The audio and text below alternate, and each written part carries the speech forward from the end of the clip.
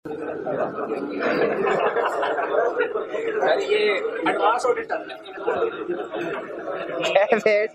के लेक्चर का आगाज करते हैं। कॉर्नर वाले भाई, आवाज आ रही है आपको? अच्छा जी। आजकल अच्छा, प्रीवियस कल के लेक्चर में हमने कोड ऑफ एथिक्स को कंप्लीट कर दिया, फुड़का दिया हमने। फुड़काया नहीं, एक एक केस स्टडी डिस्कस किया, आराम आराम से तसल्ली से एक एक केस स्टडी, एक एक थ्रेट, एक एक सेफगार्ड को डिस्कस किया हमने, फुड़काया नहीं है। इसमें कोई क्वेश्चन पूछना चाहते हैं तो पूछ लीजिए, वरना फिर हम 5 रुपए की प्रैक्टिस की तरफ चलते हैं। जी भर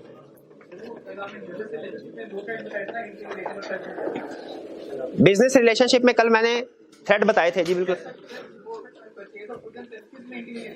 purchase of good and service जो है वो उससे एक अलग स्पेशल केस है, ठीक है। इसलिए उसमें उसने सेल्फ इंटरेस्ट थ्रेट अराइज किया है, हमें डिस्कस किया है। उसमें इंटिमिडेशन थ्रेट, बिजनेस रिलेशनशिप में इंटिमिडेशन, क्योंकि बिजनेस रिलेशनशिप बेसिकली उसने कोड ऑफ एथिक्स की रीजन नहीं बताई। मेरी अपनी इंटरप्रिटेशन है कि जो बिजनेस रिलेशनशिप है ये कंटिन्यू नेचर का रिलेशनशिप है। Purchase of good and service हो या ना, गुड परचेज की कहानी खत्म, वो तो एक वन ऑफ किस्म की ट्रांजैक्शन है, purchase of good and services, ठीक है। या अगर कंटिन्यूइंग कर भी रहे हैं तो वो आसानी से उसको डिसकंटिन्यू किया जा सकता है।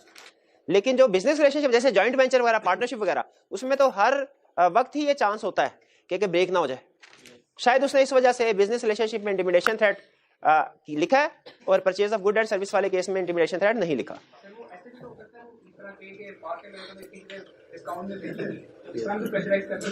देखिए, अगर आप सोचेंगे ना, मैंने आपको पहले शायद बताया था, ओवर थिंकिंग करेंगे किसी भी कोड ऑफ एथिक्स तो सारे थ्रेट राइज हो रहे होंगे। हमने कोड ऑफ एथिक्स को फॉलो करना है, उसने जो कहा हमने उसको आंखें बंद करके हाँ जो वही लिखना है, वही थ्रेट और वही सेफगार्ड। हाँ, जहां पे हमें लगे कि मार्क्स बहुत ज्यादा हैं या कोई ऐसी सिचुएशन आ जाए जो हमारी लिस्ट में मौजूद है, या फॉर एग्जांपल, हालांकि इसका चांस बहुत कम है, लेकिन अगर आ जाए तो वहां आप अपनी कॉमन सेंस को अप्लाई कर सकते हैं। अदरवाइज आपने अपनी प्रोफेशनल जजमेंट को अप्लाई नहीं करना। जो कोड ऑफ एथिक्स ने लिखा हुआ है उन्हीं थ्रेड्स को फॉलो करने की कोशिश करनी है। हमारी कोशिश होती है कि हर सिचुएशन के थ्रेड्स को समझे, लेकिन बाज़ औक़ात कभी कभार ऐसा होता है किसी सिचुएशन का एक आधा थ्रेड हमें समझ में नहीं आता, तो कोई मसला नहीं है। वहां पे अगर समझ में नहीं आ रहा तो बजाय कि हम उसको छोड़ दें, उसको एक्सप्लोर कर दें, बेहतर यह है कि उसको याद कर लें। एग्जाम में सिचुएशन आई तो नोट कर दीजिएगा, लिख दीजिएगा, वरना हमारे मार्क्स डिडक्ट होने का खतरा है। जी,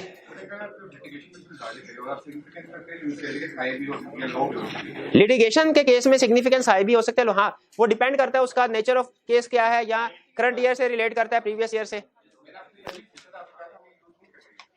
क्या चीज नहीं, कंक्लूजन बिल्कुल, मैं अभी भी ये कहता हूं कि हमने कभी भी ये नहीं बताना होता कि सिचुएशन में सिग्निफिकेंट हाई है या इसमें लो है। कंक्लूजन सिर्फ हमने वो फैक्टर्स बताने होते हैं कि जिन फैक्टर्स पे डिपेंड कर रही है सिग्निफिकेंस, वो फैक्टर्स बताने हैं। कंक्लूजन नहीं देना, सिर्फ स्टेट करना, थ्रेड्स को भी सिर्फ स्टेट करना। लेकिन रिसेंटली 1-2 अटेम्प्ट्स में उसने थ्रेड्स को एक्सप्लेन करना शुरू किया हुआ है। मार्क्स ज्यादा हो जाए तो थ्रेड को एक्सप्लेन किया जा सकता है। कोड ऑफ एथिक्स में उसने थ्रेड्स को एक्सप्लेन नहीं किया हुआ, ओरिजिनल कोड ऑफ एथिक्स में, ठीक है। लेकिन 1-2 पिछले कुछ क्वेश्चन ऐसे हैं जिनमें मार्क्स ज्यादा है तो थ्रेड्स को एक्सप्लेन, तो अगर मार्क्स ज्यादा हो आप थ्रेड को एक्सप्लेन कर सकते हैं ना कि सेल्फ इंटरेस्ट थ्रेड क्यों राइज हो रहा है। क्योंकि जिसके पास शेयर्स हैं वो ये चाहेगा कि कंपनी का प्रॉफिट ज्यादा हो, उससे उसकी शेयर की प्राइस इंक्रीज होगी। या कंटिंजेंट फी है तो वो ये चाहेगा कि डिजायर्ड आउटकम आए ताकि उसकी फीस ज्यादा मिले। ये एक्सप्लेनेशन दे सकते हैं ना। अगर रिलेटिव है तो अपने रिलेटिव की गलतियों को छुपाने की कोशिश करेगा, ठीक है। ये छोटी मोटी एक्सप्लेनेशन अगर आप देना चाहें तो दे सकते हैं ना कि सेल्फ इंटरेस्ट, जैसे अभी आप मेरे से पूछ रहे हैं सर बताइए सेल्फ इंटरेस्ट यहाँ पे क्यों राइज होता है, फेमिलियरिटी थ्रेड क्यों, यही क्वेश्चन पूछ रहे हैं ना आप। तो अगर मार्क्स ज्यादा हो तो एग्जाम में इसी एक्सप्लेनेशन को लिख भी सकते हैं कि नहीं लिख सकते, लिख दीजिएगा, ठीक है। लेकिन नॉर्मली नहीं, लेकिन अगर मार्क्स ज्यादा हो तो लिख सकते हैं। क्या लिख सकते हैं वाला, किसकी एक्सप्लेनेशन, थ्रेड्स की, नॉर्मली रिक्वायर्ड नहीं होती। और की क्वेश्चन जी सर, फी में थ्रेट इवैल्यूएशन हमने करनी है, इसमें पॉइंट लिखा हो whether client is aware of terms of engagement, ये हाँ जी, एक सिचुएशन है। अच्छा एक मिनट हरिए, सेफगार्ड मैं बताऊंगा, आपने बताने किस सिचुएशन में इसका जिक्र हुआ था। अगर आपने याद किया तो आप रिवर्स भी तो चल सकते हैं ना। Whether client is aware of terms of engagement, ये सेंटेंस यूज हुआ है। हाँ जी, फीस में, शाबाश शाबाश। अंडर कटिंग में कि जब हम फीस कम चार्ज कर देते हैं तो इसमें रिस्क ये होता है ना कि कम फीस चार्ज की है तो हम कुछ ना कुछ प्रोसीजर में भी डंडी मारते हैं। भाई ऐसा हो सकता है कि नहीं, अगर आप मुझसे कहें सर कैफ रेट पढ़ना है, मैं कहूं फर्ज कीजिए मिसाल समझा रहा हूं 20,000 रुपए, आप कहें नहीं सर फीस बहुत ज्यादा, आप लूटते हैं आप। मैं कहा कोई मसला नहीं, 15,000 दे देना, 15,000 दे देना। अब मैं क्या करूंगा, क्या डंडी कैसे मारूंगा बताएं? केस स्टडी की प्रैक्टिस कम कर दूंगा। केस स्टडी, अब नहीं सर ये भी ज्यादा है, आप अभी भी लूट रहे हैं, तो 12,000 दे दे, 12,000 दे दे। अब 12,000 में मैं क्या करूंगा, क्वेश्चंस का जवाब नहीं पढ़ा दूंगा, फिर आपसे पूछ लूंगा हाँ भाई समझ आ गया, आप कहेंगे समझ आ गया। हालांकि अपने पास्ट एक्सपीरियंस से मुझे अंदाजा है कि स्टूडेंट को ये सब, हर टीचर को अंदाजा होता है, समझ नहीं आया, मैंने खुद से कोशिश करता हूं, हर टीचर करता है कि सवालों के जवाब दे दे, लेकिन अब मैं क्या करूंगा भला, नहीं करूंगा। और फिर जो सिलेबस 120 घंटे में खत्म होना है वो मैं 80 घंटे में खत्म करा दूंगा। फिर आपको क्या कहूंगा, देखा कितना एफिशिएंट हूं मैंने एग्जाम से 2 महीने पहले सिलेबस कंप्लीट करा दिया ना। आप कहेंगे सर वाह क्या बात है आपकी, हैं? हो सकता है कि नहीं हो सकता, प्रोफेशनल स्केप्टिसिज्म है, हो सकता है कि नहीं हो सकता। उसी तरह जब हम क्लाइंट को कम फीस चार्ज कर रहे हैं, अब देखिए अब इसमें कोड ऑफ एथिक्स क्या कहता है, कोड ऑफ एथिक्स कहता है अगर आप कम फीस चार्ज कर रहे हैं ना तो आप हाँ क्लाइंट को अवेयर करें कि भाईजान अब पास्ट पेपर की प्रैक्टिस आपको करनी होगी, सवाल मैं बता दिया करूंगा आज के लेक्चर, लेकिन प्रैक्टिस क्लास में नहीं, प्रैक्टिस आपने घर से करके आनी होगी। और अब जो हमारे टोटल आवर्स होंगे वो 120 नहीं होंगे, वो 80 होंगे फॉर एग्जाम्पल। ये है टर्म्स ऑफ एंगेजमेंट, बता देनी चाहिए, कोड ऑफ एथिक्स कहता है बता। एग्जैक्टली यही सिचुएशन है ऑडिट एंगेजमेंट में। अगर आप कम फीस चार्ज करते हैं क्लाइंट को बता दीजिए कि आपका स्कोप ऑफ वर्क क्या है, ठीक है, हाँ आप कम प्रोसेस बता दीजिए इसको जी। फीस ज्यादा चार्ज करके भी कोई डंडे है, क्वालिटी कंट्रोल रिव्यू, उसके लिए क्वालिटी कंट्रोल रिव्यू होता है। और की क्वेश्चन जी, इंड्यूसमेंट में इंटिमिडेशन थ्रेट कैसे है? जब फ्रेंडशिप रिक्वेस्ट आई तो फेमिलियरिटी थ्रेट है, ठीक है, और बाद में 2 हफ्ते बाद अगर ब्लॉक करने की धमकी दे दी, इंटिमिडेशन थ्रेट है कि नहीं है ना?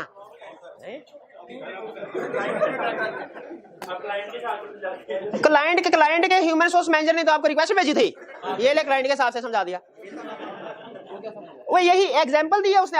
एग्जांपल क्या है, वो लॉयल्टी और क्या है उसके आगे, फ्रेंडशिप रिक्वेस्ट लॉयल्टी लफ्ज नहीं लिखा हुआ ये। हाँ अपील्स का मतलब है रिक्वेस्ट ही, ठीक है जी वही है जी। अंडरकटिंग में लिखा हुआ है whether fees is set by third party regulator. Undercutting वो कंटिजेंट फी में लिखा होगा, अंडरकटिंग में नहीं लिखा होगा। अच्छा अंडरकटिंग कंटिजेंट फी में भी लिखा होगा कि अगर कोई कोर्ट फीस डिसाइड, क्योंकि ये दोनों में आता है, कंटिजेंट फी में होना चाहिए, कंटिजेंट फी में है। हाँ हाँ वो कहता है अगर कोर्ट ने फीस डिसाइड कर ली ना फिर कोई इशू नहीं होगा, चाहे कंटिजेंट फी हो चाहे पिछले ऑडिटर से कम हो, कोर्ट ने, हाँ जी बिल्कुल। नॉर्मली कोर्ट कब डिसाइड करता है, जब कोई कंपनी लिक्विडेट हो जाती है ना, लिक्विडेट, तो एक लिक्विडेटर अपॉइंट किया जाता है जो कि उस कंपनी के एसेट्स को हाई प्राइस पे बेच के ना लायबिलिटीज पे करने की कोशिश करता है। तो उसको इंकरेज करने के लिए, मोटिवेट करने के लिए कि वो एसेट को ज्यादा से ज्यादा प्राइस पे बेचे, कोर्ट उसे सम टाइम ऑफर करती है कि जितने के एसेट बेचोगे 1% तुम्हारी फीस। अब देखा जाए तो ये भी कंटिजेंट फी है, लेकिन ये कोर्ट ने डिसाइड किया इन गुड फेथ, क्योंकि कोर्ट ने डिसाइड किया, ये कंटिजेंट फी नहीं है। और इवन अगर ये किसी पिछले प्रोफेशनल की सर्विस से कम भी है फीस तो भी इससे फर्क नहीं पड़ता, अंडरकटिंग भी, ठीक है। ये मैंने आपको एग्जांपल समझा दिया, एग्जांपल नहीं भी समझ आई सिंपल याद रखे, कोर्ट ने जो डिसाइड कर लिया तो कोई मसला नहीं, कोर्ट ने डिसाइड कर लिया तो कोई मसला नहीं, आगे चले। Some time court fees decide कर देता है, कमीशन डिसाइड कर सकता है कि नहीं, ऑडिटर की फीस कब कर सकता है, अपॉइंट कर सकता, डायरेक्टर डिटरमिन कर सकते हैं कि नहीं फीस, मेंबर कर सकते हैं कि नहीं, तो कोर्ट को क्या मसला है, वो तो उनसे ऊपर है, ठीक है। और ये क्वेश्चन जी, ये एचकॉम आपने पहले फैक्टरिंग इवैल्यूएटिंग कर, सर ये लिखा हुआ है कॉर्पोरेट गवर्नेंस रिक्वायरमेंट रिपोर्ट, ये मैंने, हाँ जी देखें, मैंने आपको बताया था एक है थ्रेट्स और कोर्स ऑफ एक्शन सरकारी, एक है सिचुएशन जो किसी काम के नहीं होते, वो आई कैप की बुक में लिखे हुए हैं लेकिन हमने मक्खी पे मक्खी मारनी होती है, वो छापना होता है, ठीक है। तो वो लर्निंग ऑब्जेक्टिव 3 में भाई ने कहा है सर इधर जो इवैल्यूएटिंग थ्रेट के फैक्टर्स लिखे हुए हैं और एड्रेसिंग थ्रेट लिखे हुए हैं ये तो हमने पढ़ा ही नहीं है, ये तो शायद ही किसी थ्रेट सिचुएशन में आए हो, तो ये सरकारी है, ठीक है, ये सरकारी है। असल में उसने पूरा कंसेप्ट नहीं समझाया, बाज़ औक़ात ना वो आधी चीज निकालता है आधी चीज पीछे रह जाती है, वो पता नहीं चलता पूरा कंसेप्ट क्या था, तो उसने आधी चीज आपके सामने रख दी, आधी चीज नहीं समझाई। अब मैं अगर इसको समझाना चाहूँ ना इसकी लॉजिक वो भी, लेकिन उसके लिए मुझे वो चीजें भी डिस्कस करना पड़ेंगी जो सिलेबस में नहीं है, टाइम ज्यादा लगेगा, तो हम टाइम ज़ाया नहीं करते, इसलिए मैंने आपको कहा था इसको याद कर लें। एग्जाम में वो जनरल क्वेश्चन पूछे, बताएं नॉर्मली जनरली थ्रेट्स क्या होते हैं, ये 5 बता दे, जनरली थ्रेट्स की वैल्यूएशन कैसे होती है, सेफगार्ड्स क्या होते हैं ये बता दे, कोई स्पेसिफिक सिचुएशन दे दे इसके मुताबिक। और गैस कीजिए एग्जाम में आज तक उसने जितने भी क्वेश्चन पूछे हैं स्पेसिफिक सिचुएशन से पूछे, अब आप पूछें लेकिन नहीं सर अगर हमारी दफा उसने ऐसा कर दिया कि जनरल में से पूछ लिया, तो जनरल में से इसीलिए लिखे कि पूछेगा नहीं, लेकिन अगर कभी आपके जहन में सवाल आए कि अगर पूछ लिया उसने तो याद कर लो, याद कर लो। और कोई क्वेश्चन? टेम्परेरी पर्सोनल असाइनमेंट में एडवोकेसी थ्रेट का बता दीजिए। हमारा ये बंदा गया क्लाइंट पे 2 महीने काम करके आया, ठीक है, अब्दुल्ला भाई। अब ये 2 महीने का इन्होंने उधर डेप्रिसिएशन में एरिया में काम किया। हम ऑडिट करने के लिए गए, इन्होंने कहा सर डेप्रिसिएशन को चेक करने की, मैंने चेक किया तो है। हम कहेंगे नहीं ये गलत है, ये रिड्यूसिंग बैलेंस में स्ट्रेट लाइन होना चाहिए था।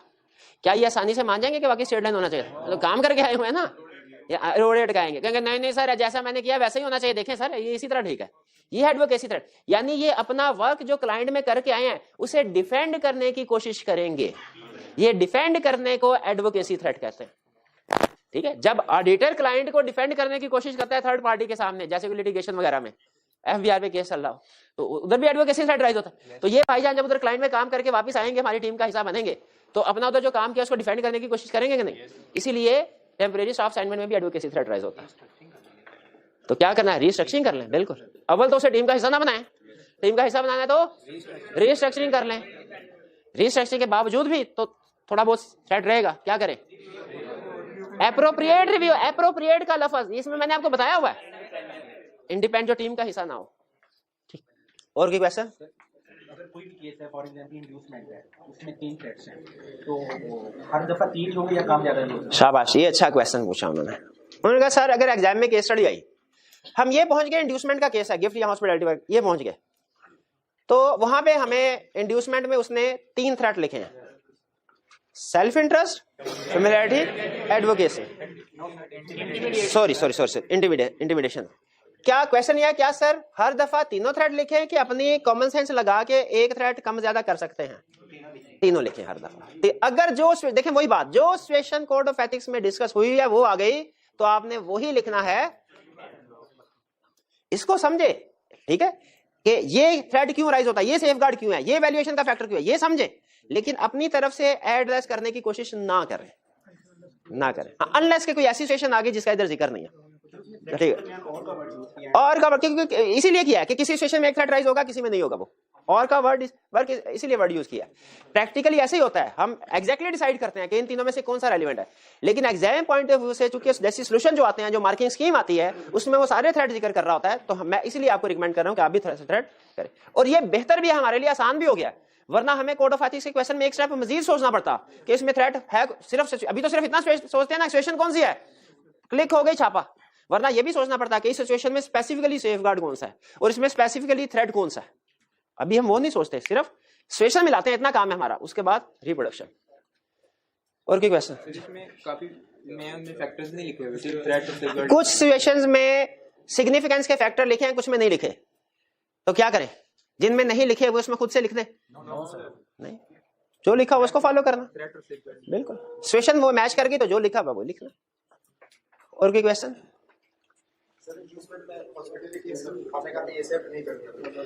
जी, इंड्यूसमेंट किसी भी किस्म की वो सिग्निफिकेंट है, एक्सेप्ट नहीं करनी। बिल्कुल, मैंने ये कहा था।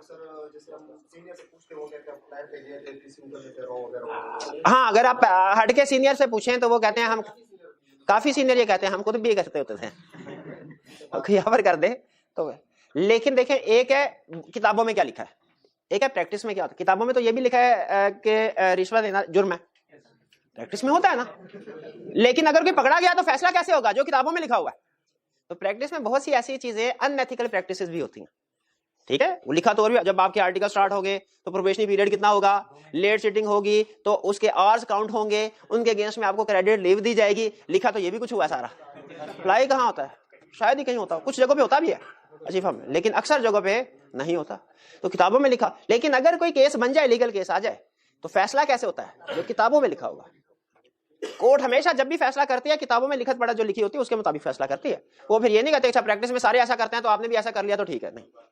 तो कोशिश करें अव्वल तो इस तरह का काम करें ना, बेहतर यही है, बेहतर यही है। पेड़ ही भरना ना, वो पीसी में भी भर जाना है, और वैसे दाल चने खा देंगे, कोई मसला नहीं है इसमें। लेकिन फर्ज कीजिए अगर आप कहते हैं नहीं मैंने, तो फिर किसी को पकड़े ना जाए, फिर काम इतना आपको पता हो सारी ऊंच नीच किताबों में क्या लिखा है, वहां से लूप होल निकालने के काबिल हो, फिर पकड़े ना जाए। जी, कूलिंग ऑफ, ये टर्म यूज हुई है कहीं? Cooling of period, cooling of period कहाँ यूज हुई है? Long association. अच्छा चले आगे, उसने लिखा तो नहीं हुआ कूलिंग ऑफ पीरियड 2 ईयर या 3 ईयर, ये तो नहीं लिखा हुआ ना? नहीं मैं बताता हूँ। कूलिंग ऑफ का मतलब क्या है? हाँ, ठंडा करना किसी चीज, हाँ, इमोशंस को ठंडा करना।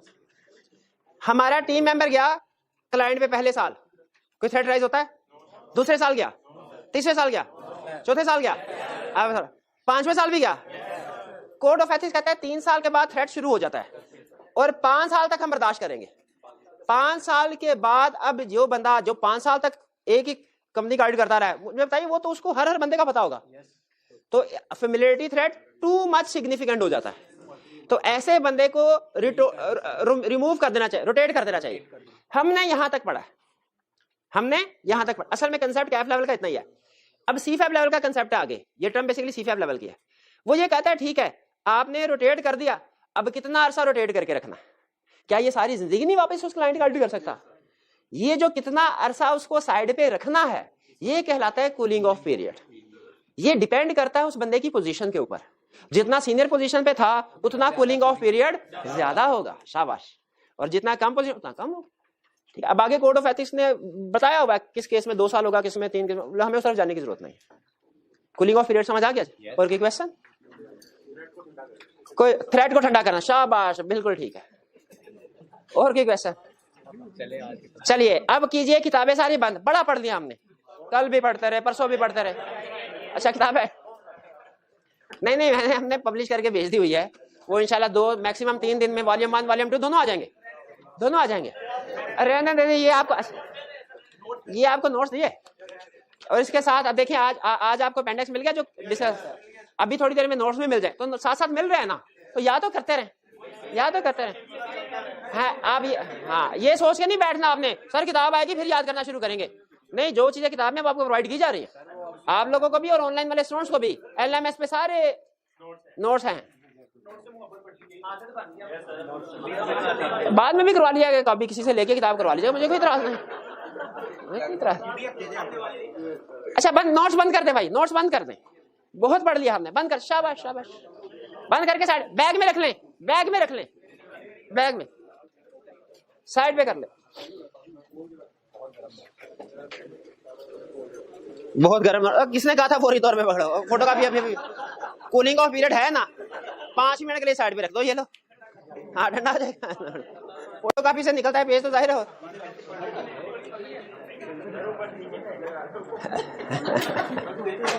बंद करके साइड पे रखते हैं भाई। कोई स्टूडेंट के सामने कोई पेज ना हो, वो कुछ भी ना पढ़ रहा हो जी। केस स्टडी भी अब आप कहेंगे सर हमने कुछ लिखना होता है, चले केस स्टडी वाला पेज सामने, अपेंडिक्स वाला पेज सामने रख लें।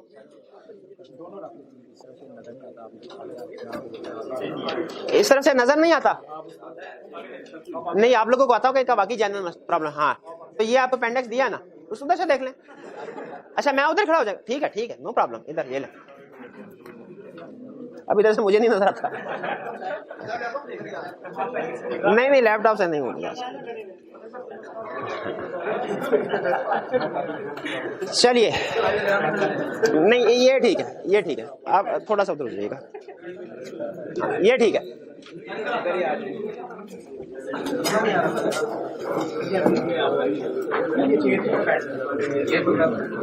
नहीं केस स्टडी बंद, अब बस कर दे भाई। नहीं रहने मैं इजी हूं इधर, कोई प्रॉब्लम नहीं। केस स्टडी बंद। अरे नीचे ए और बी उसने हमें 2 सेशन दिए हैं, रिक्वायरमेंट नीचे है ही नहीं, ऊपर। अच्छा अगर रिक्वायरमेंट नीचे ना तो ऊपर होती है, ठीक है ये मैं बता रहा हूं कि 90% क्वेश्चन में नीचे, लेकिन कभी कभार ऊपर भी होती है। Discuss the categories of threat that may be involved in each of the following mutually exclusive situation and advise the partner of the concerned firms with regard to possible course of action which may be adopted in each case। सबसे पहले मुझे बताइए, नहीं ये सलाम दुआ नहीं है, इसमें वो सही डिस्कशन कर रहा है। सबसे पहले मुझे बताइए ये किस चैप्टर का क्वेश्चन है, टॉपिक कौन सा है? चैप्टर 7 कोड ऑफ एथिक्स वाला। किस लफ्ज से पता चला? करें अंडरलाइन थ्रेट्स। अब मुझे बताइए थ्रेट में हमने क्या कुछ, अच्छा ये जो आगे कह रहा है in each of the following case, separate अलग करके, जैसे रिपोर्ट अल्लाह ताला जैसे लीगल रिक्वायरमेंट्स अल्लाह ताला किए थे, इंडिपेंडेंट सिचुएशन है, शाबाश। कह रहा है थ्रेट्स बताइए, discuss the categories of threat, ठीक है। अच्छा, कुछ लोगों का ये ख्याल है कि जब कहे ना आइडेंटिफाई द, तो इसका मतलब है सिर्फ थ्रेट के नाम लिखो। जब कहे ना डिस्कस द थ्रेट्स, तो इसका मतलब ये है थ्रेट बता, साथ में सिग्निफिकेंस भी लाजमी बतानी है, और अगर दिल करे तो एक्सप्लेनेशन भी दे देना। लेकिन एक्सप्लेनेशन से ज्यादा अहम क्या है? डिस्कस द थ्रेट का मतलब सिग्निफिकेंस ऑटोमेटिकली इंक्लूड। वो वैसे भी हमारी प्रैक्टिस है कि जब भी थ्रेट हो हमने सिग्निफिकेंस को डिस्कस करना, चाहे पूछे चाहे ना पूछे। इसमें मुझे बताइए उसने सिग्निफिकेंस पूछी हमसे? किधर पूछिए? सिग्निफिकेंस नहीं पूछी, हाँ, लेकिन हम जरूर डिस्कस के लफ्ज से हमें पता चल गया कि हमने उसको थोड़ा फैलाना है थ्रेड्स को। तो फैलाने का तरीका क्या है? पहला बेहतर तरीका है सिग्निफिकेंस बताओ, दूसरा तरीका क्या है? उसकी एक्सप्लेनेशन कर दो। लेकिन यहाँ पे चूंकि मार्क्स कम है तो मेरा ख्याल है एक्सप्लेनेशन नॉर्मली नहीं रिक्वायर्ड होता। रिसेंटली एक दो पेपर में उसने एक्सप्लेनेशन दी है सिर्फ समझाने के लिए, आप कभी एक्सप्लेनेशन ना लिखें, सर थ्रेड बताएं। और फिर कोर्स ऑफ एक्शन भी बताना है। कोर्स ऑफ एक्शन क्या होता है? सेफगार्ड, शाबाश। ए ऑडिट ऑफ जेजे लिमिटेड। अच्छा, कोई नहीं बोलेगा, जिससे पूछूंगा ना मैं वही बोलेगा। भाईजान वो किधर है वो डंडा जो, हाँ हाँ, क्योंकि मना करने के बावजूद भी कोई ना कोई बोलता जरूर है।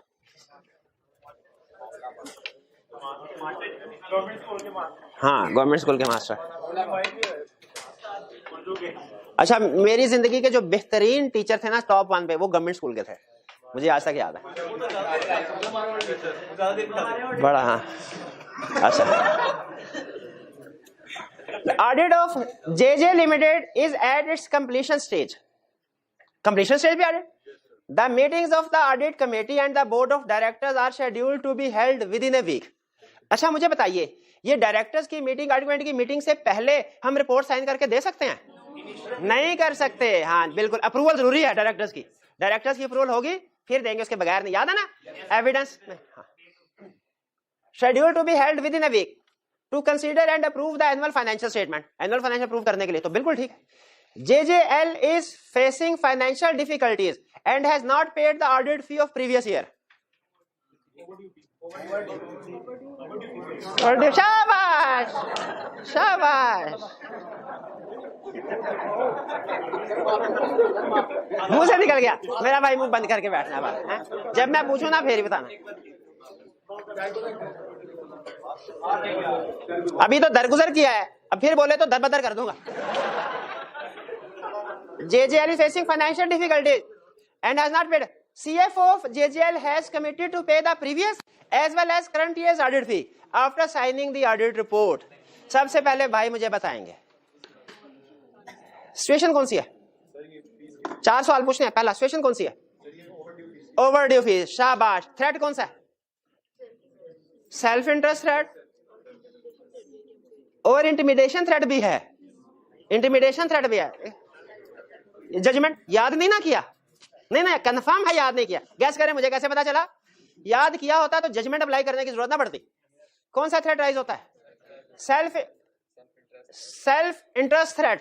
और बस एक ही पक्की बात, 2 चीजें हो गई। सिचुएशन बता दिया आपने, थ्रेट बता दिया। सिग्निफिकेंस है कि नहीं इस केस की? सिग्निफिकेंस लिखी हुई है इस केस के, इस सिचुएशन के अंदर सिग्निफिकेंस के पॉइंट लिखे हुए हैं? पक्की बात। वो कह रहे हैं नहीं लिखे, वो कह रहे हैं लिखे हुए हैं। चेक करके बताएं, चेक करके बताएं। सिग्निफिकेंस के पॉइंट लिखे हैं तो आपने कैसे कैसे नहीं ना याद करके आए? Judgement apply. अच्छा अब बताइए कोर्स ऑफ एक्शन क्या होगा? 4, शाबाश। ऑब्टेन पार्शियल पेमेंट और अपॉइंट एप्रोप्रिएट रिव्यूअर, और फिर उसके बाद whether it is equivalent to loan and if so तो रिकंसीडर करना है रीअपॉइंटमेंट को। ये चारों सेफगार्ड लिख दिए। 4 हुए थे कि 3 हुए हैं? कौन कौन से? पार्शियल पेमेंट, इंडिपेंडेंट रिव्यूअर और लोन है कि इक्विवेलेंट टू लोन है कि नहीं, और रीअपॉइंटमेंट कंसीडर करने हैं। बिल्कुल ठीक है। एक क्लियर। इसमें मेरा ख्याल 4 नंबर के लिए काफी है, हमें थ्रेट को एक्सप्लेन करने की जरूरत नहीं है। लिख दिएगा। अच्छा ए में कोई issue? B during the course of audit of HP limited HPL the engagement partner has informed the firm that his brother has acquired 200,000 shares in HPL। तो ब्रदर का तो कोई मसला नहीं, वो तो स्पाउस का होता है। हाँ, ये कोड ऑफ एथिक्स है, इसमें ब्रदर का भी मसला होता है, ठीक है। रिलेटिव के पास शेयर्स है। अच्छा एक मिनट है, वो भाईजान जो एंड पे बैठे, आप नहीं पीछे ना देखिए, आप सिचुएशन कौन सी है? फाइनेंशियल इंटरेस्ट वाली, शाबाश। 4 सवाल पूछ लिया मैंने, 1 सवाल पूछ लिया जी। आप भाई, हाँ जी बताइए, इसमें थ्रेट कौन सा है? और कोई नहीं, सेल्फ इंटरेस्ट, फेमिलियरिटी थ्रेट, शाबाश, भाई के लिए तालियां, क्योंकि ब्रदर आ गया ना, इसलिए ब्रदर आ गया, इसलिए फेमिलियरिटी थ्रेट है ना। ब्रदर क्लाइंट पे काम नहीं कर रहा, उसके पास शेयर्स है, क्लाइंट पे काम नहीं कर रहा, क्लाइंट पे काम करेगा फिर फेमिलियरिटी थ्रेट आएगा। ब्रदर सिर्फ ब्रदर है, क्लाइंट का एम्प्लॉय नहीं है, सिर्फ सेल्फ इंटरेस्ट थ्रेट आएगा। सिर्फ सेल्फ इंटरेस्ट के कोई और भी है?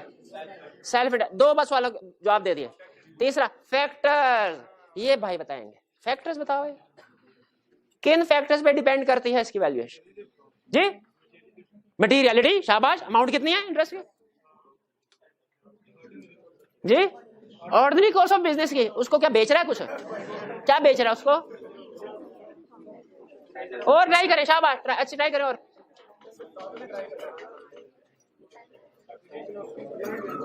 क्या?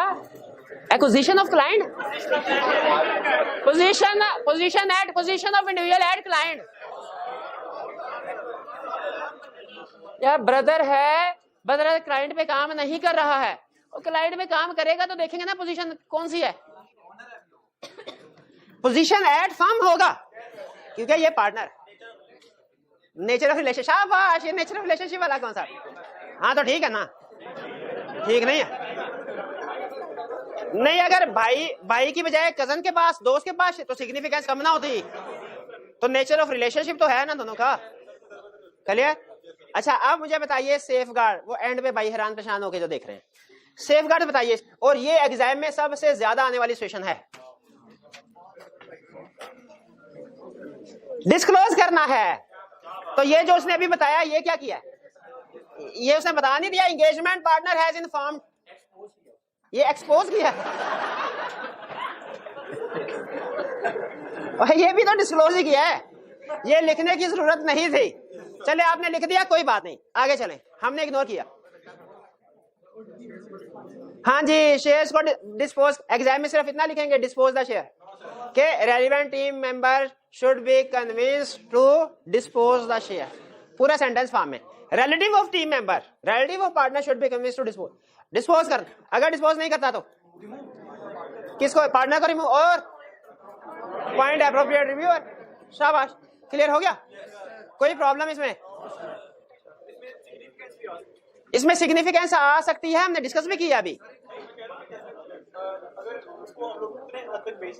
हाँ, उसको वो कह रहे हैं सर सारे शेयर ना बेचे, इतना को बेचते के रिमेनिंग इनसिग्निफिकेंट, तो बिल्कुल ठीक है, वो भी कर सकते, लेकिन हम उसको भी डिस्पोज में ही कवर करते हैं, उसको अलग से पॉइंट नहीं बनाते। यू कह ले डिस्पोज इंटायर और सब्सटेंशियल सिग्निफिकेंट। जी जी, फाइनेंशियल इंटरेस्ट तो मटेरियलिटी का बताया उन्होंने, मटेरियलिटी आएगा बिल्कुल, फाइनेंशियल इंटरेस्ट मटेरियलिटी बताएं जी। रोल ऑफ इंडिविजुअल पार्टनर के पास है ना, तो यहाँ पे रोल ऑफ इंडिविजुअल देखें, असल में ये इनडायरेक्टली पार्टनर ही होल्ड कर रहा है ना, तो role of individual holding financial interest से यहाँ से मुराद क्या है कि वो रेलिवेंट पर्सन जिसकी वजह से थ्रेट राइज हो रहा है, किसकी वजह से? पार्टनर की वजह से हो रहा है। हाँ, फर्म के पॉइंट ऑफ व्यू से तो पार्टनर की वजह से हो रहा है ना, तो पार्टनर की क्या पोजीशन है इसमें? तो जी क्वेश्चन में उसने कहीं स्पेसिफाई तो नहीं किया था कि उसका भाई ऑडिट टीम का मेंबर है, तो बिल्कुल यही है, वो ऑडिट टीम का मेंबर है, लेकिन पार्टनर तो था ना। भाई टीम का मेंबर नहीं था, तो भाई को हमने टीम का मेंबर बनाया भी नहीं है, भाई के ही हो रहे, भाई टीम का मेंबर नहीं है, लेकिन उसकी वजह से थ्रेट तो राइज हो रहा है। सेफगार्ड में ये क्यों कहेंगे डिस्पोज ऑफ शेयर, क्योंकि उसके पास शेयर्स हैं, उसकी वजह से तो थ्रेट राइज हो रहा है। एक मिनट है, ये law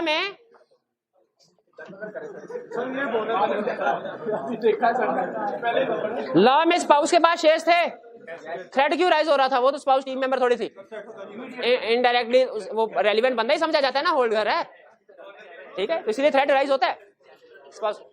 next question 2, discuss the categories of threat. Discuss के 2 मतलब, पहले सिग्निफिकेंस तो लिखनी ही लिखनी है, अगर मार्क्स ज्यादा हो, जो कि नॉर्मली नहीं करना होता। 5 नंबर मेरा हालत ठीक है, थोड़े हो जाएगा handle. That may be involved in each of the following independent situations and advise the concerned engagement partner with regard to possible course of action date। तकरीबन वही रिक्वायरमेंट है जो पिछले क्वेश्चन की थी, बस पहले उसने मुश्किल लफ्ज इस्तेमाल किया था यहाँ पे म्यूचुअली एक्सक्लूसिव का, अब उसने डिपेंडेंट का कर दिया। कैसे पता चला कोड ऑफ एथिक्स का क्वेश्चन है? क्या क्या लिखना है? थ्रेट्स बताने हैं, सिग्निफिकेंस पूछा तो नहीं हुआ, पूछे ना पूछे हमने बताना ही बताना। हाँ आदत बना ले, पूछे ना पूछे बताना ही बताना। Awesome Hotels Limited is a listed company and is audited by Mansoor and Company Chartered Accountants. The partners of Mansoor and Company stay in the hotels managed by AHL while they are traveling. कल हमने discuss किया था ये। शाबाश, 1 minute कोई नहीं बोलेगा। बताइए कौन सी सिचुएशन है? शाबाश, बिजनेस रिलेशनशिप में purchase of good and service वाले। हम purchase of good and service ही बोलते हैं, बिजनेस रिलेशन बोलते ही नहीं है। Purchase of good and services वाले क्या थ्रेट है? क्या थ्रेट है? Self interest threat. और इसके साथ साथ बस यही है। हाँ शाबाश, 2 आगे उसकी सिग्निफिकेंस में बता रहे हैं ना हम। अगर नॉर्मल कोर्स ऑफ बिजनेस और मार्केट टर्म एंड कंडीशन पे है, no course of action needed. Otherwise क्या करना पड़ेगा? Magnitude size of transaction reduce करना पड़ेगा।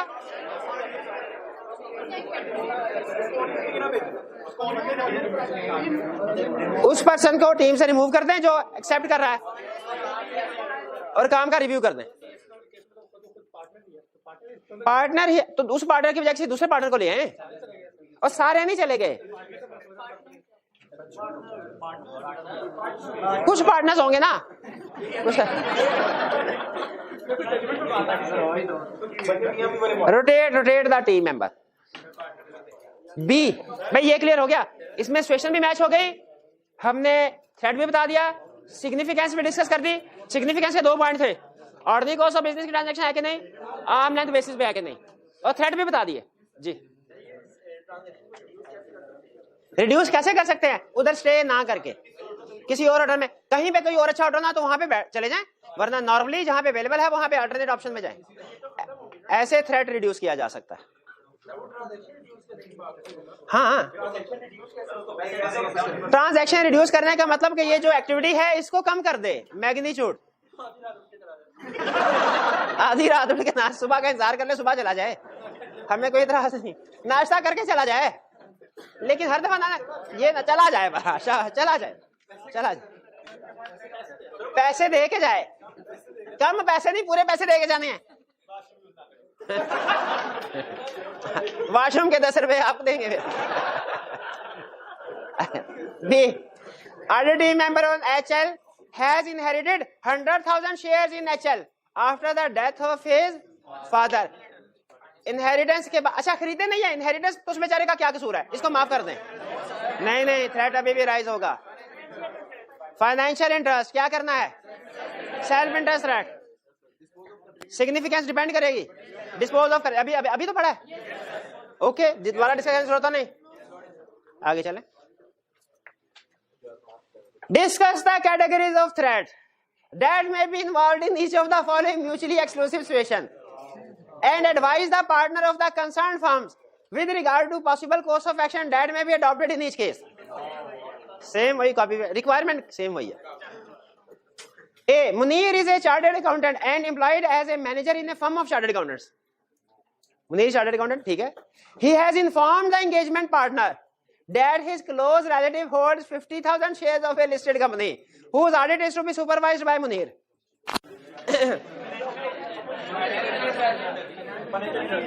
फाइनेंशियल इंटरेस्ट वो एंड में भाई मुझे बताएंगे। हाँ जी, बिठाएंगे नहीं बताएंगे।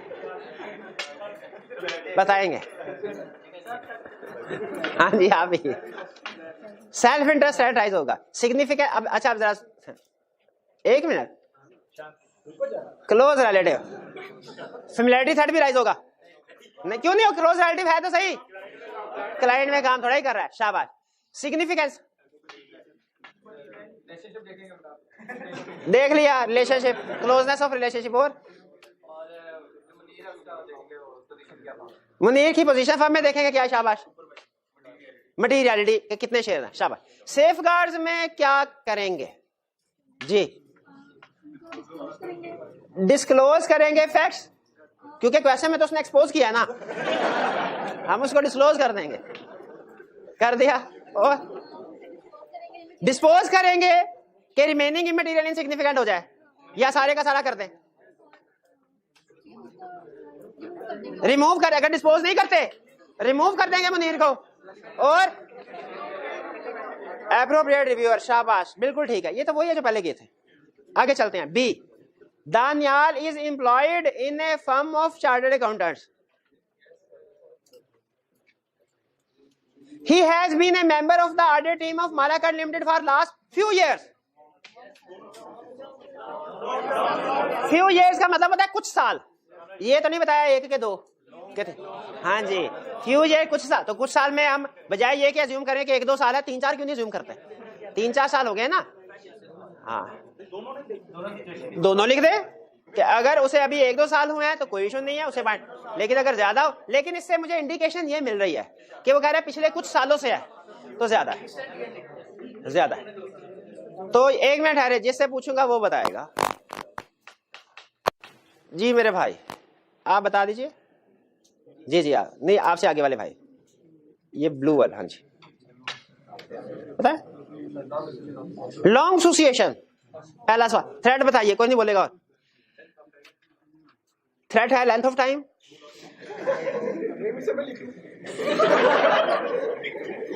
थ्रेड पूछा मेरे भाई, थ्रेड पूछा। फेमिलियरिटी थ्रेड, सेल्फ इंटरेस्ट, वो कह रहे हैं।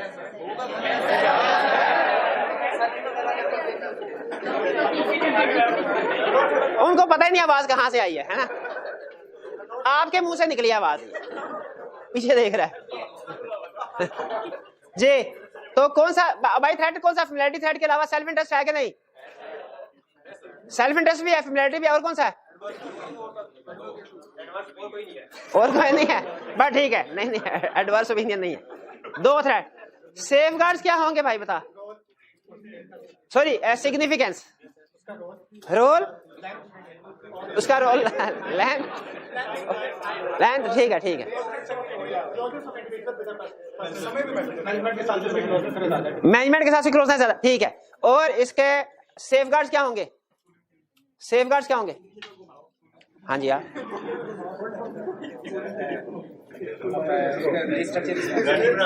रीस्ट्रक्चर रिस्पॉन्सिबिलिटीज, वो इसमें था। रीस्ट्रक्चर, ठीक है ठीक है ठीक है ठीक है, हल्का हल्की आंच में डाल, ठीक है। और रोटेट कर दें, क्वालिटी कंट्रोल रिव्यू कराएं, सॉरी एप्रोप्रिएट रिव्यूअर अपॉइंट करें, और क्वालिटी दोनों थे। क्वालिटी कंट्रोल रिव्यू किस लिए भला? ताकि पता चल जाए पूरी टीम कितना अरसे से काम चले। फर्म में नॉर्मली ये प्रैक्टिस होती है, रिकॉर्ड रखते हैं, इसीलिए उसने कहा कि ये रिकॉर्ड रखा जाए। इसमें कोई प्रॉब्लम तो पता चल रहा है कि कैसे एग्जाम में क्वेश्चन आता है कोड, और आपने अटेम्प्ट कैसे। अब देखिए, जिसने याद किया हो ना उसके लिए तो रटे वाला क्वेश्चन है, जिसने आपने देखा वो सिर्फ सिचुएशन मैच करना काम है, बाकी आगे रिप्रोडक्शन है। ये कौन सी सिचुएशन है? लॉन्ग एसोसिएशन वाली, टेम्परेरी स्टाफ असाइनमेंट वाली नहीं है। तो ये क्यों कहा कि नहीं है? वो तो मैं ये भी कह सकता हूं purchase of good and service वाले केस नहीं है, एम्प्लॉयमेंट वाला केस नहीं है, होल्डिंग शेयर्स वाला नहीं है, स्पाउस नहीं है। क्यों कहा? कुछ सेफगार्ड मैच कर रहे थे, सिचुएशन वो है ना, सिचुएशन है। सिचुएशन सेफगार्ड सिचुएशन के लिहाज से होते हैं, थ्रेट्स भी सिचुएशन के लिहाज से होते हैं, ठीक है। तो एक जगह पे कह रहा है सर ये तो सेफगार्ड किसी और जगह पड़े तो वो इधर भी आ जाएंगे, तो भाई आ जाएंगे।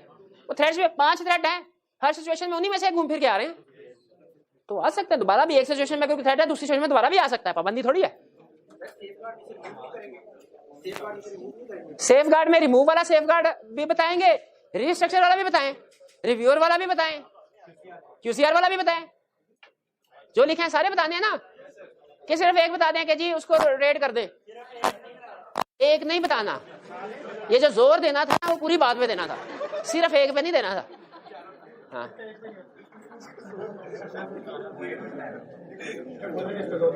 Case study 4 discuss whether and under what circumstances the above offer can be accepted by the engagement partner. Requirement से नहीं पता चल रहा किस टॉपिक का क्वेश्चन है, मुझे तो नहीं चल रहा। पढ़ते हैं, शायद अब सिचुएशन से पता, जब रिक्वायरमेंट से ना पता चले कहां से पता चलता है। You are an audit partner at Khan and company. Accounts manager of one of your client, Dragon Private Limited (DPL), has recently resigned, and the company has approached you for your assistance. Company आपके पास आई assistance के लिए, क्यों? उनका account manager resign कर गया। CFO of the company requested you to provide a team member to assist them in preparation of annual financial statement and other related work. कोई नहीं बोलेगा। वो एंड में भाई बैठे हैं। बताइए क्या ये नॉन इंश्योरेंस सर्विस का केस है कि नहीं है? जी नॉन इंश्योरेंस है। शाबाश, खड़े हो जाए फौरन, बैठ जाए, फिर खड़े हो जाए, फिर बैठ जाए, फिर खड़े। मजा आ रहा मुझे।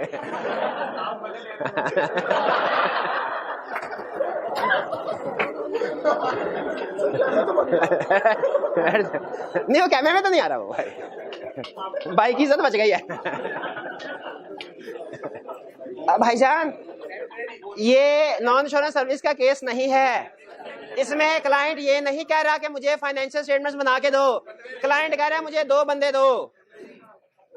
2 कह रहा है कि नहीं कह रहा? एक कह रहा है 1 बंदा दो। उससे मैंने काम ये करवाना है तो यही काम करवाएगा, हमें एक ही तो काम आता है, अब फाइनेंशियल स्टेटमेंट्स को बनाना, उसको ऑडिट करना और टैक्स का काम, यही तो काम हमें आते हैं।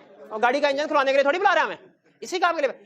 तो ये नॉन इंश्योरेंस सर्विस का केस नहीं है, बुक कीपिंग अकाउंटिंग सर्विस का केस नहीं है। कौन सा केस है? टेम्परेरी स्टाफ असाइनमेंट वाला। शाबाश। और ये भाई मुझे बताएंगे, 4 सवाल पूछने थे। पहला केस कौन सा? वो टेम्परेरी स्टाफ सर्विस वाला। दूसरा थ्रेड बताइए।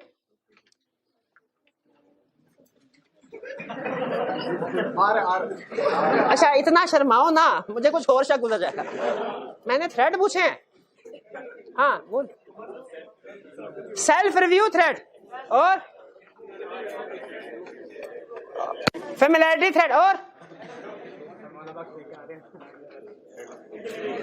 एडवोकेसी थ्रेड और बस ठीक है। शाबाश, ये भाई ने थ्रेड भी बता दिए। ठीक है, अब सिग्निफिकेंस डिस्कस हुई है इस केस की। इस केस की सिग्निफिकेंस डिस्कस नहीं, पक्की बात है। तो सेफगार्ड क्या होंगे? ये भाई बताएं सेफगार्ड क्या होंगे? क्लाइंट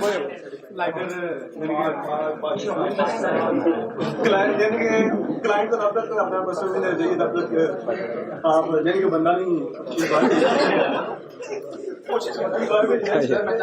किसी की कोशिश कर। हाँ जब तक नहीं बंदा, जब तक बंदा राजी ना हो, ठीक है। आगे अच्छा, शॉर्ट टाइम पीरियड के लिए दे सकते हैं। मैनेजमेंट डिसीजन मेकिंग में इन्वॉल्व नहीं होगा। मैनेजमेंट जिम्मेदारी लेगी, उसके सुपरवाइज करेगी उसके काम को। उसके बाद उसे टीम का हिस्सा नहीं बनाना। और quality control, sorry sir, appropriate reviewer appoint कर देना। अगर उसने लोन लिया हो तो जब इस तरह का केस आएगा तो इसमें तो कोई लोन नहीं लिया हुआ। और टेम्परेरी स्टाफ सर्विसेज में लोन का कोई जी है नहीं भाई, ऐसे ना करें यार। नहीं कोई लोन वाली सिचुएशन लेता है, ये वाली सिचुएशन लेता है। जी इसमें फेमिलियरिटी थ्रेड भी आएगा क्या? इसमें फेमिलियरिटी थ्रेड आएगा।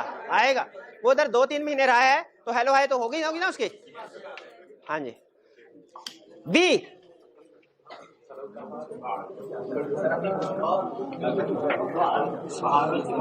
बाहर limited, discuss whether the firm can act as the auditors of BL. कोई समझ नहीं आई। Bahar Limited has approached your firm to act as their external auditors for the year ended 31st December 2017. कोई अस्सलाम दुआ है। Bahar Limited provides car on lease to their customers. One of the partner of your firm disclosed that he has purchased a car on lease from the company. Business relationship के purchase of goods and service। purchase of goods and service, क्योंकि client से purchase कर रहे हैं। शाबाश। And पे जो भाई बैठे हुए हैं, एंड वाले भाई, सिचुएशन बता दी। थ्रेड बताइए। सेल्फ इंटिमिडेशन, सेल्फ, अच्छा वो कह रहा है हाँ होगा। इंटिमिडेशन थ्रेट नहीं होगा, वो तो बिजनेस रिलेशनशिप में होता है। बिजनेस रिलेशनशिप में दो थे, self interest, intimidation. Purchase of good and service में एक ही है, सेल्फ इंटरेस्ट। सिग्निफिकेंस किन फैक्टर्स पे डिपेंड करती है? नॉर्मल कोर्स ऑफ बिजनेस और आर्म लेंथ बेसिस पे। और सेफगार्ड क्या है? अच्छा, अब यहाँ पे हमारी कॉमन सेंस हमें बताएगी कि इसमें तो रिड्यूस हो ही नहीं सकता, क्या करे, गाड़ी वापस कर दे और टायर अपने पास रख ले, ये रिड्यूस का मतलब है। लेकिन हमने अपनी जजमेंट, अगर केस मैच दिया हुआ तो केस दिया हुआ, ये साहब कह दें उसको, कह दें रिमूव कर दे, रिव्यू करवा दें वगैरह वगैरह, ये कंपनीज एक्ट के मुताबिक भी सॉल्व हो रहा है, तो कर दें क्या? कर दें। हाँ, क्यों नहीं कर सकते ये? अच्छा, शाबाश शाबाश, क्यों नहीं? ये बिल्कुल सही उन्होंने पॉइंट रेज किया। उन्होंने कहा सर देखें ऊपर भी, और चलें ऊपर वाला तो कंपनी में डिस्कस ही नहीं ना सिचुएशन, ये वाली सिचुएशन कंपनी लॉ में भी डिस्कस हुई है, कोड ऑफ एथिक्स में भी। एग्जाम में बैठ के थोड़ी पता चलेगा आपको केस को किसके, देखिए रिक्वायरमेंट से पता चलता है ना। अभी तो चूंकि चैप्टर खत्म किया तो आपको पता है कि ये चैप्टर, आप सोचिए उस चैप्टर को सामने रखे रहे हैं, लेकिन जब सारे चैप्टर कवर कर लेंगे फिर तो ये मसला आएगा कि लॉ का क्वेश्चन है, एथिक्स का क्वेश्चन है, क्योंकि रिक्वायरमेंट तो शाबाश दोनों के मुताबिक कर सकते हैं यहाँ पे, हालांकि नॉर्मली नहीं करते प्रायोरिटी लॉ को दे। लेकिन वो अगर एप्लीकेबल रूल्स एंड रेगुलेशन लिखा हो, ठीक है, प्रायोरिटी लॉ को देंगे तो लॉ के मुताबिक सॉल्व कर लेते हैं इसको, नहीं हो सकता पॉइंट। अच्छा, साइंसदान देख, साइंसदान पहले कहते हैं नहीं हो सकता, फिर कहते हैं नहीं हो सकता है।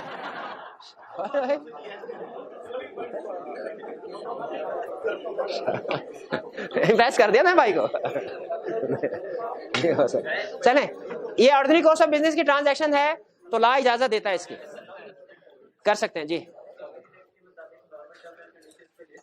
कंपनीज एक्ट के मुताबिक क्या नॉर्मल टर्म्स एंड कंडीशन पे ले सकते? यस, बिल्कुल ले सकते हैं, ऑर्डिनरी कोर्स ऑफ बिजनेस की ट्रांजैक्शन। ठीक, ये ऑर्डिनरी कोर्स ऑफ बिजनेस ही है, लीज पे हाँ दे रहे हैं, उनका काम ही यही है। ये लिखा बाहर limited provides car on lease, ये क्यों बताया उसने? काम ही, टाइम है अभी, आखिरी केस स्टडी, लंबी छोटी केस स्टडी लग रही है, कोई नहीं कर लेते हैं, परेशान ना। डिस्कस द पॉसिबल थ्रेट्स विच में राइज देयर सिग्निफिकेंट। अच्छा, अब देखिए खास तौर पे अब तो लाजमी, पहले भी लाजमी था, अब भी लाजमी है।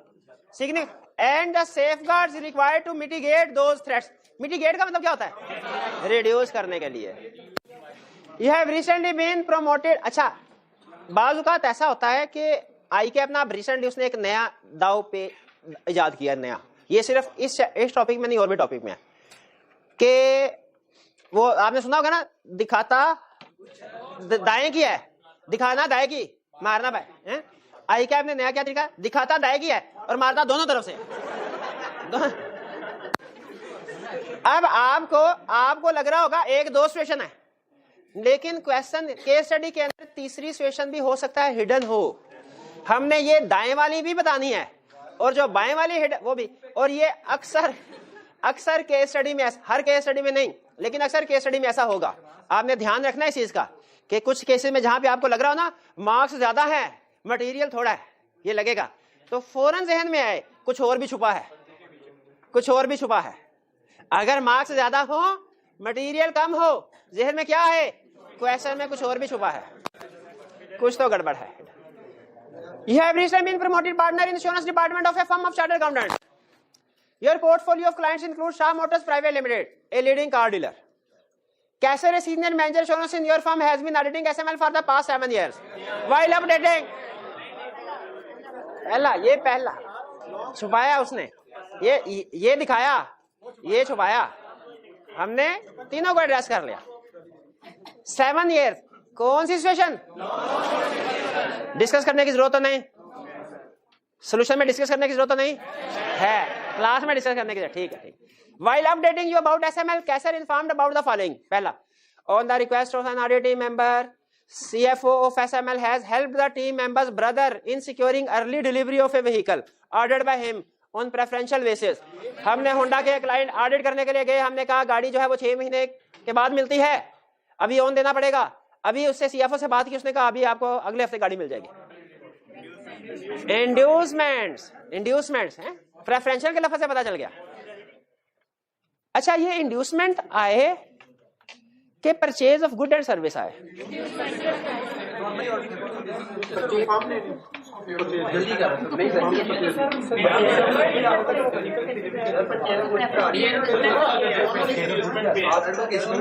कितने स्टूडेंट्स का ख्याल है purchase of good and service का केस है? क्लाइंट्स है। कितनों का ख्याल है इंड्यूसमेंट का केस है? जैसे मेरा ख्याल ये है दोनों में से कोई भी लिख सकते हैं, दोनों में से नहीं। खुद खरीदता, फिर देखें चाहे वो खुद खरीदे या रिलेटिव खरीदे, हम तो ऑडिटर की नजर से तो हमारे लिए तो दोनों एक ही है ना, चाहे रिलेटिव के पास हो या उस मेंबर के पास हो, हमारे लिए तो एक ही है। तो मेरे ख्याल है दोनों, चले इसको दोनों डिस्कस कर लेते हैं। ठीक है, प्रेफरेंशियल बेसिस से पता चल गया हमें कि हमने फॉरेन जाना है गिफ्ट के। चलिए इंड्यूसमेंट के हिसाब से क्या कहते हैं इंड्यूसमेंट? कौन सा थ्रेट राइज होता है? Self interest threat, familiarity threat, intimidation threat है। पहला सवाल ये पूछा था आपने, इंटिमिडेशन थ्रेट। तो क्या करना चाहिए? सिग्निफिकेंस किस पे डिपेंड करती है? सिग्निफिकेंस के पॉइंट थे नहीं थे? क्या करें? अगर सिग्निफिकेंट गिफ्ट है तो डू नॉट एक्सेप्ट। इनसिग्निफिकेंट कर सकते हैं, सिग्निफिकेंट है तो एक्सेप्ट नहीं करना। और अगर कर लिया तो, अगर गाड़ी खरीद लिया तो यानी फिर डिस्क्लोज करें, रिमूव कर दें टीम से, रिव्यू करवा दें, शाबाश। और अगर हम इसको purchase of good and service के कंटेक्स्ट में लेते हैं, सेल्फ इंटरेस्ट राइज होगा, ऑर्डिनरी कोर्स ऑफ बिजनेस। और एक मिनट है रे भाई, कार डीलर है ऊपर बताया तो हुआ। हाँ ठीक है, ठीक। अच्छा कह रहे नहीं है, ठीक है ठीक है, मैं समझा कह रहे हैं कि ऑर्डिनरी कोर्स ऑफ बिजनेस की ट्रांजैक्शन नहीं है, आर्म लेंथ बेसिस पे ऑर्डिनरी कोर्स। थ्रेट राइज हो गया, क्या करना चाहिए? Purchase of good magnitude reduce कर देना चाहिए या टर्मिनेट कर देना चाहिए। अगर वापसी हो सकती है कर दे, नहीं टीम मेंबर को रिमूव करके रिव्यू अपॉइंट कर दें, शाबाश। Last, SML has hired a new head of marketing. His son Amjad is expected to be included as a junior team member in SML's audit team. Family threat नहीं मेरे भाई, familiarity threat, familiarity threat, familiarity threat। अपने threat याद करते रहे। पता चल गया familiarity? ये कौन सा case? Family and personal relationship. कौन सा थ्रेट राइज हुआ? Self interest, familiarity, intimidation. Significance depends on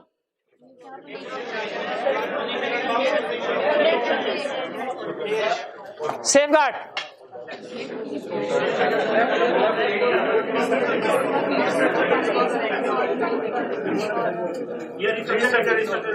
Restructure, remove,